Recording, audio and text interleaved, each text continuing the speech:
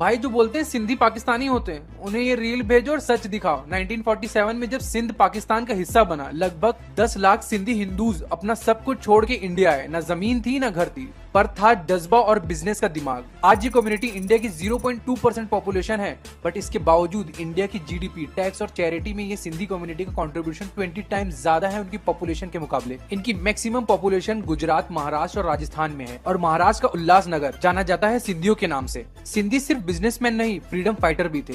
जेबी कृपलानी गांधी जी के साथ चंपारण सत्याग्रह से लेकर क्विट इंडिया मूवमेंट में भी साथ थे, और हेमू कलानी 19 साल में ब्रिटिश के खिलाफ लड़े और फांसी में चढ़ा दिए गए। और इस कम्युनिटी ने दिए एल के अडवाणी जैसे पॉलिटिशियन, बिजनेस वर्ल्ड में हीरानंदानी, रहेजा, हिंदुजा ग्रुप सब सिंधी, और बॉलीवुड में भी रणवीर सिंह, करीना कपूर, कियारा आडवाणी, सोनम कपूर, गोविंदा, तमन्ना भाटिया, राजकुमार ईरानी, रमेश सिप्पी, सबका कनेक्शन सिंधी कम्युनिटी से है। बिजनेस हो या बॉलीवुड, सिंधीज ने हर जगह अपनी छाप छोड़ी है। अब कोई बोले सिंधीज ने इंडिया को क्या दिया, तो उन्हें ये रील शेयर कर देना और बता देना। और आप अपने सिंधी दोस्तों